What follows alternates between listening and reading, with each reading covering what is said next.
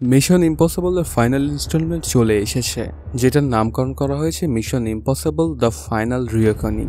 আসলে তোমরা যারা টম ক্রুজের সিনেমা দেখো তারা এইটুকু তো জানোই যে টম ক্রুজ মানে অ্যাকশনে ভরপুর।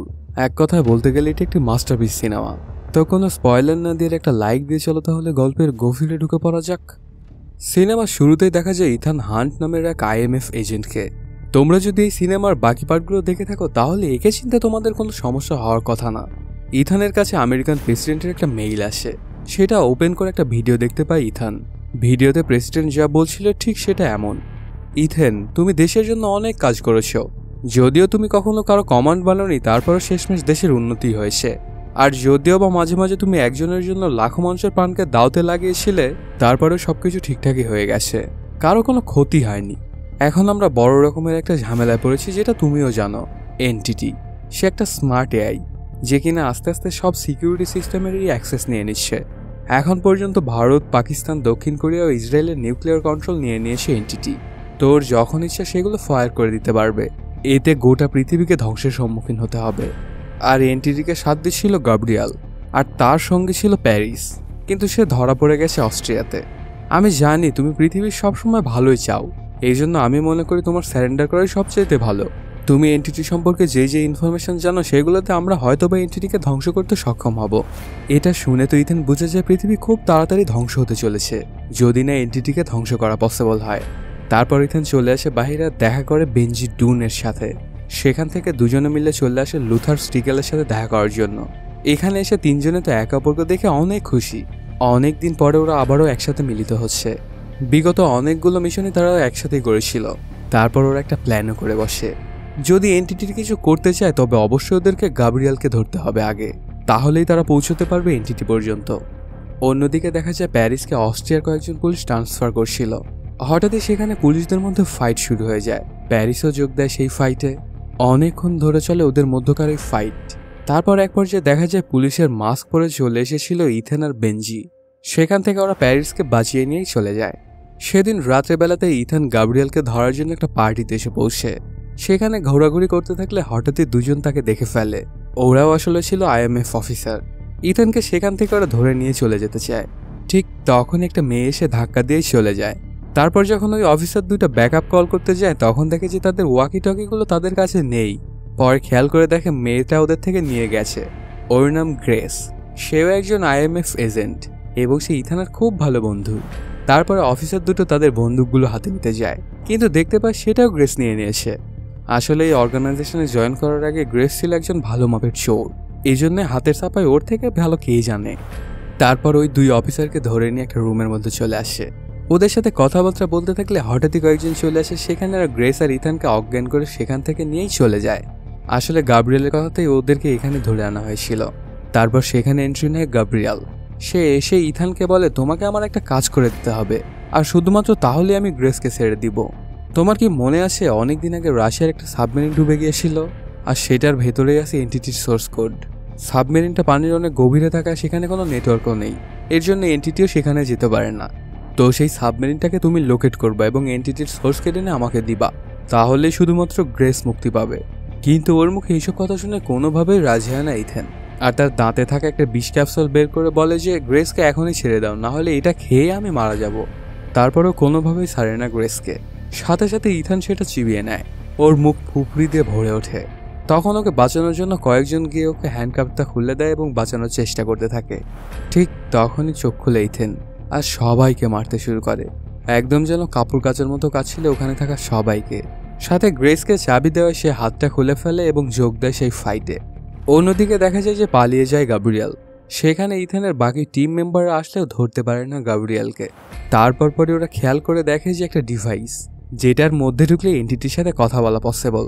আসলে এটার মধ্যে ঢুকে গাব্রিয়াল ওর সাথে কন্ট্যাক্ট করতো। তারপর ইথানও সেটার মধ্যে ঢুকতে চায় এনটিটির সাথে কন্ট্যাক্ট করার জন্য, কিন্তু বাকি সবাই ওকে না করছিল, কারণ ওর মধ্যে ঢুকলে ইথেনও যদি গাব্রিয়ালের মতোই হয়ে যায়। তারপরেও কারো কোনো কথাই শোনে না ইথেন, আর ঢুকে যায় সেই বক্সটার মধ্যে। সাথে সাথেই সে এনটিটি টের পেয়ে যায়। ওর সাথে কথা বলতে শুরু করে এনটিটি। তখন ইথেনকে একটা জায়গা দেখায় আর বলে যে তুমি কি এই জায়গাটা চিনো। প্রথমে কিছুই বলতে চায় না ইথেন, এই জন্য ওকে অনেক কষ্ট দেয়। তারপর বলতে বাধ্য হয় ইথেন, এটা আফ্রিকাতে অবস্থিত একটা সার্ভার ভল্ট, যেখানে স্টোর করা আছে পৃথিবীর প্রায় সকল ডেটা। আর সেই জায়গাটা সোলার পাওয়ার দিয়ে পরিচালিত। আর এতটাই সিকিউর যে বাইরে থেকে কোনো ইলেকট্রনিক সিগন্যাল ভেতরে ঢুকতে পারে না, আর ভেতর থেকে কোনো সিগন্যাল বাইরে বেরোতে পারে না। এগুলো শুনে এন্টিটি বলে যে আমি সেখানে যেতে চাই, আর সেখানে আমাকে নিয়ে যাবে তুমি। কিন্তু কোনোভাবেই রাজি হয় না ইথেন, কারণ যদি এন্টিটি একবার সেখানে ঢুকতে পারে তাহলে গোটা পৃথিবীকে সে কন্ট্রোল করতে পারবে। এই জন্য এটা কখনোই হতে দিবে না ইথেন। কিন্তু এন্টিটিও তো কম না, সে আরও অনেক বেশি কষ্ট দেয় ইথেনকে। অন্য কোনো উপায় না পেয়ে রাজি হয়ে যায় ইথেন। তারপর ওকে ছেড়ে দেয় এন্টিটি। তবে ইথেনের মনে মনে তো ছিল অন্য প্ল্যানিং। সেই বক্সটা থেকে বের হয়ে ইথেন বেঞ্জিকে টিম লিডার করে দেয়, আর কিভাবে কি করতে হবে সেই সব কিছু বুঝিয়ে দেয় ওদেরকে। ওখানে থাকা সবাইকে তাদের কাজগুলো ভাগাভাগি করে দেয়। তারপর সেখান থেকে বের হয়ে দৌড়াতে থাকে। উদ্দেশ্য লুথার। তাকে যে জায়গায় ট্রিটমেন্ট করা হচ্ছিল সেখানেই যেতে থাকে ইথেন। অন্যদিকে দেখা যায় লুথারের কাছে আগেই চলে এসেছিল গাব্রিয়াল, আর সেখানে বড় মাপের একটা ধামাকাও লাগিয়ে দেয়। যাওয়ার সময় সে গেটে বিশাল একটা তালা ঝুলিয়ে যায়, আর বলে যে পেন ড্রাইভটা আমি নিয়ে গেলাম, ইথেনের যদি এটা প্রয়োজন হয় তাহলে আমাকে খুঁজে বের করতে বলো। এটা বলেই চলে যায় গাব্রিয়াল। সাথে সাথেই শুরু হয়ে যায় ধামাকার কাউন্টডাউন। সেটা ডিফিউজ করতে চেষ্টা করছিল লুথার। ঠিক তখনই সেখানে এসে পৌঁছে ইথেন। তালাটা ভাঙা সে অনেক করে চেষ্টা করে, কিন্তু লাস্ট তেমন একটা হয় না। তখন লুথার বলে এটা আমি দেখে নেব, তোমার কোনো চিন্তা করা লাগবে না এটা নিয়ে, তুমি গিয়ে পুরো পৃথিবীকে বাঁচাও। নিজের ইচ্ছা না থাকা সত্ত্বেও ইথেনকে সেখান থেকে চলে যেতেই হয়। যেতে যেতেই হয়ে যায় ধামাকা, আর মারা যায় লুথার। একটুর জন্য বেঁচে যায় ইথেন। তারপর পরে গিয়ে সে আত্মসমর্পণ করে দেয় এজেন্টদের কাছে, সাথে সেই কিটাও দিয়ে দেয় ওদেরকে। ইথেনকে ধরে নিয়ে তখনই নিয়ে আসা হয় IMF এর হেডকোয়ার্টারে। সেখানে সকল বড় অফিসারের অবস্থান করছিল। তারপর সেখানে এসে পৌঁছে প্রেসিডেন্ট নিজেই। সবাই মিলে ইথেনকে অনেক কথা শোনায় তার বিগত দিনের কাজের জন্য। যদিও বা সে IMF এর সদস্য, তারপরেও সে একদমই তাদের কথা শুনতো না, আর নিজের যা ইচ্ছা তাই করত। তারপর প্রেসিডেন্ট বলে যে এন্টিটি সম্পর্কে কি জানো তুমি, আমাদেরকে সবকিছু খুলে বলো যদি নিজের ভালো নিজে চাও। তখন ইথেন বলে ম্যাম, আমি যেটা জানি সেটা আপনাদেরকে আমি বলে দিতাম, কিন্তু বলে কোনো লাভ হবে না। আগামী 3 দিনের মধ্যে পুরো পৃথিবীকে ধ্বংস করে দিবে এন্টিটি। তো আমাকে একটা সুযোগ দিন, আমি সবকিছু ঠিক করার চেষ্টা করব। কিন্তু কেউই ইথানের কথা বিশ্বাস করে না, কারণ সে কোনোদিনই তাদের কথা শোনেনি। আর আজকে যে সে সত্য কথা বলছে এটারই বা গ্যারান্টি কি? এজন্য সবাই প্রেসিডেন্টকে রিকোয়েস্ট করে যে ওকে যেন আটকে ফেলা হয়, আর সে যা যা জানে সেগুলো ওকে মারধর করে হলে যেন ওর থেকে বের করে নেওয়া হয়। প্রেসিডেন্টও ঠিক তেমনটাই করে। ইথেনকে আটকে ফেলার নির্দেশ দেওয়া হয়। 2টা অফিসার ওকে বাইরে নিয়ে আসে সেখান থেকে, কিন্তু বাইরে দেখা যায় যে প্রেসিডেন্ট তো অন্য অর্ডারই দিয়েছিল ওদেরকে। তারা ইথেনকে কিটা ধরিয়ে দেয়, সাথে একটা উড়োজাহাজেরও ব্যবস্থা করে দেয়। সেখান থেকে ইথেনকে একটা জায়গায় যেতে বলে। আসলে অন্য কোনো উপায় না থাকায় প্রেসিডেন্ট বিশ্বাস করে ইথেনকে, কারণ সে ছাড়া তো এখন ভরসা করার মতো আর কেউই নেই। এখন পুরো পৃথিবী বাঁচবে কি ধ্বংস হবে সেটা ইথেনের হাতেই। প্রেসিডেন্ট এই কাজটা করে সবাই ওনার উপরে অনেক রাগ করে, কিন্তু উনি কোনো কিছুরই তোয়াক্কা করে না। সেখান থেকে ইথেন সরাসরি চলে আসে একটা ক্যারিয়ার জাহাজে। সেখানে এসে তার ক্যাপ্টেনের সাথে দেখা করে ইথেন। তারপর ওকে একটা চিঠি ধরিয়ে দেয় যেটা প্রেসিডেন্ট ওকে দিয়েছিল। সেখানে লেখা ছিল মে 22, 1996। ওই সময়টায় ক্যাপ্টেন আর প্রেসিডেন্ট একসাথে কাজ করত। কাগজে যেই দিন লেখা সেই দিন ওনাদের একজন সহযোদ্ধা মারা গিয়েছিল। এটা দেখে ক্যাপ্টেন বুঝতে পারে যে ইথেন এখন যা বলবে তাকে ঠিক তেমনটাই করতে হবে। তখন ইথেন একটা জায়গা দেখিয়ে বলে যে আমার এখানে যেতে হবে। এটা দেখে ক্যাপ্টেন জানে যে ওখানে শুধুমাত্র আমাদের একটাই সাবমেরিন আছে, যেটার নাম ওহাইও। তারপর ক্যাপ্টেন প্রমাণস্বরূপ তার নেকলেসটাও খুলে দেয় ওই সাবমেরিনের ক্যাপ্টেনকে দেওয়ার জন্য, তাহলেই সে সবকিছুই বুঝে যাবে। তখন 2টা হেলিকপ্টারে করে ইথেনকে নিয়ে যাওয়া হয় ওই দিকেই। কিছুক্ষণের জার্নি করার পর ওরা চলে আসে সেই জায়গাটায়। ওরা প্রায় রাশিয়ান ওয়াটারের কাছাকাছি চলে এসেছিল। এই জন্য 2টা রাশিয়ান ফাইটার ওদেরকে ওয়ার্নিং দিতে থাকে। তখন এই হেলিকপ্টার দুটো সেখানে আর 1 সেকেন্ডও দাঁড়াতে চায় না। আর একটু যদি তারা ওয়েট করে তাহলে রাশিয়ানরা হয়তোবা তাদের উপর অ্যাটাক করেই দিবে। এই জন্য তারা সেখান থেকে তৎক্ষণাৎ চলে যেতে চায়। ঠিক তখনই আচমকা ইথেন লাফ দেয় সমুদ্রের মধ্যে। এতে হেলিকপ্টারে থাকা সবাই অবাক হয়ে যায়। সমুদ্রের পানির মধ্যে ইথেন ভাসতে থাকে। কিছুক্ষণ কেটে যায় এভাবেই। তারপর হঠাৎই কয়েকজন ডুবুরি ইথেনকে সে শক দিয়ে অজ্ঞান করেই নিয়ে চলে যায়। ইথেনের যখন জ্ঞান ফিরে তখন সে দেখতে পায় ওই সাবমেরিনটার ভেতরে সে, যেটার নাম ছিল ওহাইও। তারপর পরে ইথেন সেই নেকলেসটা দেয় ওই ক্যাপ্টেনকে। এটা দেখে ক্যাপ্টেন বুঝে যায় যে তাকে কি কি করতে হবে, মানে ইথেন যা যা বলবে তাকে ঠিক তেমনটাই করতে হবে। তখন ইথেন জানায় তাদেরকে ম্যাথিউ আইল্যান্ডের কাছাকাছি যেতে হবে এবং প্রত্যেক ঘন্টায় ঘন্টায় রেডিও সিগন্যালের জন্য অপেক্ষা করতে হবে।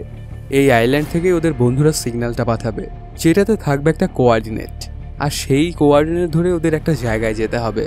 ক্যাপ্টেন ওর কথা শুনে রাজি হয়ে যায় এবং সেই কাজটাই করতে থাকে। অন্যদিকে দেখা যায় ইথেনের পুরো টিম চলে আসে ম্যাথিউ আইল্যান্ডে। তারপর সেখানে থাকা একটা স্টেশনে আসে ওরা। এই আইল্যান্ডের আশেপাশে সবকিছুর গতিবিধি লক্ষ্য করতো এক দম্পতি। এখানে এসে স্টেশন চিফকে বলে যে 2012 সাল থেকে এখন পর্যন্ত সকল ডেটা আমাদেরকে চেক করতে হবে, তার মধ্যে একটা কোঅর্ডিনেট পাবো আমরা, সেটা খুবই জরুরি আমাদের জন্য। যদি সেটা না পাওয়া যায় তবে দুনিয়াই হয়তোবা ধ্বংস হয়ে যেতে পারে, তো প্লিজ আমাদেরকে একটু হেল্প করুন। তখন স্টেশন চিফ বলে যে আমি হেল্প করতাম তোমাদেরকে, কিন্তু আসলে আমি নিজেও জানি না যে সেটা তোমরা খুঁজে পাবা কিনা, কারণ অল্প কিছুদিন আগে কয়েকজন এসে সিস্টেমটা আপডেট করে দিয়ে গেছিল। এখন তো আর আগের কোনো প্রকার কোনো ডাটাই নেই। এটা বললে ভুল হবে, অল্প কিছু ডেটা আছে ওই ডিস্কগুলোর মধ্যে, তুমি চাইলে সেটা চেক করতে পারো, যদিও সেটার মেশিনটাও নিয়ে গেছে ওরা। ঠিক তখনই সেখানে রাশিয়ান আর্মি চলে আসে। তারা ওই একই কাজে এসেছিল, ওদেরও ওই কোঅর্ডিনেটটাই প্রয়োজন ছিল, কিন্তু কাউকে কোনো সাহায্য করতে পারে না স্টেশন চিফ। তখন বেঞ্জিদেরকে থ্রেট দেয় রাশিয়ান সোলজাররা আর বলে 1 ঘন্টার মধ্যে আমাদের প্রয়োজনে কোঅর্ডিনেট, যদি না খুঁজে বের করতে পারো তাহলে তোমাদের সবাইকেই মরতে হবে, আর যদি খুঁজে পাও তাহলে সবাইকেই ছেড়ে দেব। তারপর পরই কাজে লেগে পড়ে বেঞ্জি, আর সেই টেপগুলো চেক করার জন্য নিজে একটা মেশিন বানিয়ে ফেলে। তারপর শুরু করে দেয় সেই টেপগুলো চেক করতে, হয়তোবা এইগুলোর মধ্যে খুঁজে পাবে সেই কোঅর্ডিনেটটা। অনেকক্ষণ খোঁজাখুঁজির পর স্টেশন চিফ বেঞ্জিকে জানায় যে তুমি হাজার খোঁজাখুঁজি করেও পাবে না সেটা, কারণ ওই জিনিসটা এখানে নেই, আমি সেটা নষ্ট করে দিয়েছি। অনেক দিন আগে হঠাৎ করে এই টেপে একটা ধামাকা রেকর্ড হয়েছিল এবং সেটা পানির অনেক গভীরে হয়েছিল। এই ব্যাপারটা আমি বুঝতে পারি যে এটাতে কোনো না কোনো ঝামেলা তো আছেই। তো সাথে সাথে সেই কোঅর্ডিনেটটা আমি টুকে নেই এবং ধ্বংস করে ফেলি সেই টেপটা। তারপর একটা কাগজে লিখে সেই কোঅর্ডিনেটটা দেয় বেঞ্জিকে। খেয়াল করে দেখা যায় বাহির থেকে অনেক কুকুরের আওয়াজ আসছিল। আসলে এই জায়গায় ট্রান্সপোর্ট সিস্টেম একমাত্র কুকুরই, তারা খাবার না পাওয়াই এমন ডাকাডাকি করছিল। তখন চিফ বলে কুকুরদের তাড়াতাড়ি খাবার দিতে হবে, ওদের আওয়াজে আমি একদমই কনসেন্ট্রেশন করতে পারছি না। তারপর ওর বউকে পাঠাতে চায়, সাথে গ্রেস বলে যে আমিও যাব। তখন চিফ তার বউকে বলে দেয় যে তাকে কি কি করতে হবে। ওরা আলাদা ভাষাভাষী হয়, কিছুই বুঝতে পারে না রাশিয়ানরা। বেরিয়ে যায় ওরা দুজনের, সাথে যায় একটা সোলজার। অন্যদিকে দেখা যায় ইথেনকে সবকিছু বুঝিয়ে দিচ্ছিল ক্যাপ্টেনরা। ওকে একটা স্যুটও দেখায়, সেটা পরে ওকে যেতে হবে পানির নিচে। সে নিচে যাবে এবং কাজ শেষ করার জন্য 30 মিনিটের মতো সময় পাবে। 20 মিনিটের মতো লেগে যাবে সাবমেরিনটা পেতে, আর 10 মিনিটে কাজটা শেষ করতে হবে। তা যদি না করতে পারে তাহলে ওর বেঁচে থাকার আশা প্রত্যেক সেকেন্ডে একটু করে কমে যাবে, আর এটার জন্য তাকে কিছুটা ব্রিথিং ট্রেনিংও করতে হবে। তারপর দেখা যায় ট্রেনিং করতে শুরু করে দেয় ইথেন, কিন্তু হঠাৎই পেছন থেকে ওকে অ্যাটাক করে বসে একজন। আসলে ইনি ছিল এনটিটির একজন লোক। দুজনের মধ্যে শুরু হয়ে যায় তুমুল ফাইট। অনেকক্ষণ ধরে চলে এদের মধ্যকার এই মারামারি, কেউ যেন কারো চাইতেই কম নয়। এক পর্যায়ে ইথেনকে প্রায় ধরাশায়ী করে ফেলে সেই লোকটা। ওর গলায় ছুরি চালাতে যাবে, ঠিক তখনই পেছন থেকে আরেক মেয়ে এসে ওকে মাথায় মারে এবং অজ্ঞান করে দেয়, সাথে বেঁচে যায় ইথেন। এদিকে চিফের বউ চলে আসে সেই কুকুরদেরকে খাবার দেওয়ার জন্য। হঠাৎ করে তিনি রাশিয়ান সোলজারটার মাথায় মারে, কিন্তু ওর কিছুই হয় না। তারপর শুরু হয়ে যায় ওদের 3 জনের মধ্যকার ফাইট। এক পর্যায়ে সোলজারটা গুলিও চালায়, কিন্তু তারপরে ওদের দুজনের সাথে পেরে উঠছিল না সে। অনেকক্ষণ এভাবে মারামারি করার পরে মারা যায় রাশিয়ান সোলজারটা। আর এখান থেকে কাজ শেষ করে ওরা ডিকম্প্রেশন চেম্বারটা নিয়ে যাত্রা শুরু করে। উদ্দেশ্য ইথেনের বলে দেওয়া জায়গা। ওই ওয়্যার হাউসে হয়ে যাওয়া গুলির শব্দ শুনে স্টেশনে শুরু হয়ে যায় দুই পক্ষের মধ্যেকার ফাইট। আর চিফ গিয়ে কোঅর্ডিনেটর রেডিও ওয়েভে ছড়াতে শুরু করে। চলছিল দুই পক্ষের মধ্যেকার তুমুল মারামারি। অনেকক্ষণ পরে ওদের মধ্যেকার ফাইট প্রায় শেষই হয়ে গিয়েছিল। ঘরের মধ্যে আগুনও লেগে যায়। তখন রাশিয়ান সোলজারগুলো বের হয়ে যেতে থাকে সেখান থেকে, কারণ তারাও পেয়ে গিয়েছিল সেই কোঅর্ডিনেটটা। সাবমেরিনে থাকা ওরাও পেয়ে যায় কোঅর্ডিনেটটা। দেখতে পায় ওরা যেখানে আছে সেখান থেকে 3600 মাইল দূরে সেই জায়গাটা। তখন ক্যাপ্টেন ইথেনকে বলে যে তুমি হয়তো ভুল সাবমেরিনে চলে এসেছো, আমরা যে জায়গায় আছি সেই জায়গাটা একদম বিপরীতে, ওখানে যাওয়া কোনোভাবেই পসিবল না। ক্যাপ্টেনের মুখে এসব শুনে ইথেন বুঝে যায় যে চালাকি করে হয়তোবা চিপ এমন কাজটা করেছে। যে কোঅর্ডিনেটটা পেয়েছিল তারা সেটার এক্স্যাক্ট অপোজিশন মার্ক করে ওরা। রাশিয়ানদের হাত থেকে বাঁচাতেই হয়তো এমন কাজটা করেছিল চিফ। তখন সাবমেরিনটা যেতে থাকে সেই জায়গার উদ্দেশ্যে। ওরা খেয়াল করে দেখে যে ওদেরকে ফলো করছিল এক রাশিয়ান সাবমেরিন। আসলে এই সাবমেরিনটাকে অনেক দিন ধরে খুঁজছিল ক্যাপ্টেন, কিন্তু কোনোভাবেই খুঁজে পাচ্ছিল না। আজকে সেটা পাওয়াতে অনেক খুশি ক্যাপ্টেন। তারপর ইথেনকে বিদায় দেয় ওরা। ইথেন পানির মধ্যে চলে যায়। পেছনে থাকা সাবমেরিনের গায়ের সাথেও বেঁধে যায় ইথেন। এমনকি এক পর্যায়ে সেটার পেছনে থাকা পাখার সাথেও লাগতে যায় ইথেন, কিন্তু একটুর জন্য বেঁচে যায়। যদি সেই পাখাটার সাথে লাগতো তাহলে ইথেনের আর বেঁচে থাকা লাগতো না। তারপর আস্তে আস্তে যেতে থাকে পানির নিচে, যেখানে ছিল অনেকদিন আগে ডুবে যাওয়া সেই সাবমেরিনটা। কয়েক মিনিট এভাবে চলার পরে এসে পৌঁছে সেই সাবমেরিনে। এতদিন পানির নিচে থাকা খুব বাজে অবস্থায় হয়ে গেছিল সাবমেরিনটার। তারপরে যায় সেটার ভেতরে আর পাওয়ারটা অন করে দেয়। দেখতে পায় ভেতরে এখনও সব লাইট ঠিকই আছে, আর সাবমেরিনের ভেতরে কোনো কোনো জায়গায় পানি দ্বারা পূর্ণ, আবার কোনো কোনো জায়গা খালি। তারপর খুঁজতে শুরু করে সেই ভল্টটা, যেখানে আছে এনটিটির সোর্স কোড। অনেকগুলো রুম খোঁজাখুঁজি করেও কিছুতেই সেটা পাচ্ছিল না ইথেন। আবার সেখানে অনেক বিপদেরও সম্মুখীন হতে হয় ওকে। তারপরেও কিছুতেই সে খুঁজে পাচ্ছিল না ওই ভল্টটা। অনেক খোঁজাখুঁজির পরে এক পর্যায়ে পেয়ে যায় সেটা। তারপর তার কাছে থাকা চাবি দিয়ে সেটা খুলে ফেলে, আর ওর হাতে চলে আসে এনটিটির সোর্স কোড। এটা দিয়ে ধ্বংস করতে হবে এনটিটিকে। এবার ইথেনকে এই জায়গাটা থেকে বের হতে হবে। বাইরে যাওয়ার একটা জায়গা খুঁজে পায় ইথেন, কিন্তু এই জায়গাটা অনেকটাই সংকীর্ণ। ওর গায়ে থাকা স্যুট পরের ভেতরে কোনোভাবেই যেতে সক্ষম হবে না ইথেন। তখন সে নিজের স্যুটটা খুলে ফেলে আর শুধু হেলমেট পরে চলে আসে বাহিরে। কিন্তু বাহিরে এসে সে বড় মাপের একটা শক খায়। পানির এতটা চাপ সে কোনোভাবেই টিকতে পারছিল না। এক পর্যায়ে সেই স্যুটটা ওর হাত থেকে ফসকে যায়। এখন শুধু হেলমেট পরা, কিন্তু হেলমেটটা ওর কাছে বেশিক্ষণ থাকে না। স্যুট ছাড়া হেলমেটে কোনো রকমই অক্সিজেন নেই, এই জন্য হেলমেটটাকে খুলে ফেলতেই হয়। তারপর যেতে থাকে উপরের দিকে, কিন্তু সে তো আগেরবার 20 মিনিটের নিচে এসেছিল। এখন উপরে যেতে তো ওকে নিজের দমেই যেতে হবে। কিছু দূর যাওয়ার পরে অজ্ঞান হয়ে যায় ইথেন। অন্যদিকে দেখা যায় ওর কাছে থাকা ট্রান্সমিটারকে ফলো করে সেখানে চলে আসে গ্রেস এবং বাঁচিয়ে নেয় ইথেনকে। কিন্তু তার নিঃশ্বাস নিতে সমস্যাও ছিল। তখন অনেক করে চেষ্টা করতে থাকে গ্রেস। তারপর ওকে ডিকম্পোজিশন চেম্বারের মধ্যে এনে রাখে। অনেকক্ষণ এভাবে অজ্ঞান থাকার পরে জ্ঞান ফিরে পায় ইথেন। মৃত্যুর হাত থেকে বেঁচে গেল সে। তারপর পরে ওরা সবাই আবার একসাথে মিলে আর প্ল্যান করতে থাকে যে কিভাবে এনটিটিকে ধ্বংস করা যায়। এ সময় ওরা একটা প্লেনে করে যাচ্ছিল আফ্রিকাতে অবস্থিত সেই সার্ভারটার উদ্দেশ্যে, যেটা পুরোপুরি সৌর পাওয়ার দ্বারা পরিচালিত। ওই জায়গাটা এতটাই সিকিউরিটি যে কোনো রকমের কোনো ইলেকট্রিক্যাল সিগন্যাল ভিতরে ঢুকতে পারে না এবং ভেতর থেকে বাইরেও বেরোতে পারে না। ওরা ওই জায়গায় পৌঁছাতে পৌঁছাতে হয়তোবা এনটিটি 9টি দেশের নিউক্লিয়ার ওয়েপেন নিজের দখলে নিয়ে নিবে। তো তাকে ধ্বংস করার খুব একটা সময় পাবে না এরা। আর যদি ওকে ধ্বংস করতেও চায় তাহলে ওদের 3টা জিনিস প্রয়োজন। একটা এনটিটির সোর্স কোড, যেটা ইথেন পানির নিচ থেকে একটু আগেই নিয়ে আসলো। তারপর আরেকটা হচ্ছে ভাইরাস, যেটা বানিয়েছিল লুথার, কিন্তু এখন ওই ভাইরাসটা আছে গাব্রিয়েলের কাছে। আর প্রয়োজন একটা ডাইভ, এটাও লুথারই বানিয়েছিল। এদের কাছে 2টা জিনিস আছে, আর একটা আছে গাব্রিয়েলের কাছে। ওরা খবর পেয়েছিল যে গাব্রিয়েল ওদের জন্য অপেক্ষা করছিল আফ্রিকার সেই সার্ভারের কাছেই। সেখানে গিয়ে ইথেন যাবে গাব্রিয়েলের থেকে সেই ভাইরাসটা নেওয়ার জন্য, আর বাকি সবাই যাবে সার্ভারের ভেতরে। এনটিটিকে ওই সার্ভারে ঢুকাতে হবে ওদেরকেই, সাথে ওই ড্রাইভটাও। আর ইথেন যখনই সেই ভাইরাসটা পাবে তখন সেটা ইনস্টল করে দিবে এনটিটির সোর্স কোডে। তখন এনটিটি ভাববে যে সে হয়তো বা ঢুকছে সার্ভারের মধ্যে, কিন্তু সে ঢুকবে আসলে সেই ড্রাইভটার মধ্যে। সাথে সাথেই সেটা খুলে ফেলতে হবে গ্রিসকে, আর এই কাজটার জন্য সে সময় পাবে 100 মিলিসেকেন্ড। এনটিটি ড্রাইভে ঢোকার আগেই যদি ড্রাইভটা খুলে ফেলে বা 100 মিলিসেকেন্ড পরেও যদি ড্রাইভটা খুলে ফেলে, তাহলেই অ্যাক্টিভেট হয়ে যাবে সকল নিউক্লিয়ার ওয়েপেন এবং ধ্বংস হয়ে যাবে পুরো পৃথিবী। এখানে বলা যায় যে টাইম ইজ লাইফ। এক্স্যাক্ট সেই টাইমে খুলতে হবে ওই ড্রাইভটা। তারপর সবাই মিলে চলে আসে সেই সার্ভারের কাছে। অন্যদিকে দেখা যায় বাকি দেশগুলো নিউক্লিয়ার ওয়েপেনগুলো নিজের করে নিয়েছিল এনটিটি। এখন শুধু বাকি আমেরিকাটাই। এই জন্য সবাই বারবার প্রেসিডেন্টকে বলতে থাকে যে নিউক্লিয়ার ওয়েপনটা তার অ্যাক্টিভেট করে দেওয়া উচিত। এতে চিন্তায় পড়ে যায় প্রেসিডেন্ট। কি করবে সে কিছুই বুঝে উঠতে পারে না। যদি তাদের ওয়েপেনগুলো অ্যাক্টিভেট করে তাহলে তারা বাদে বাকি সবাই মারা যাবে, আর যদি অ্যাক্টিভেট না করে তাহলে তারা সহ বাকি সবাই মারা যাবে, যদি না ইথেন সময় মতো তার কাজটা করতে পারে। তখন আর কোনো অন্য উপায় না পেয়ে অ্যাক্টিভেট করে দেয় প্রেসিডেন্ট। তারপর পরে হঠাৎই তার মনে হয় যে ইথেন হয়তো বা কাজটা করতে পারবে। এই জন্য সে কল দেয় হেডকোয়ার্টারে আর সেটা ডিঅ্যাক্টিভেট করে দিতে বলে। ঠিক তখনই এনটিটিকে সাপোর্ট করে একজন অ্যাটাক করে প্রেসিডেন্টের ওপর। নিজের জীবন দিয়ে ওনাকে বাঁচায় একজন এবং মেরে ফেলে সেই লোকটাকে। এই অল্প কিছু সময়ের মধ্যেই আমেরিকার ওয়েপেনও নিজের দখলে নিয়ে নেয় এনটিটি।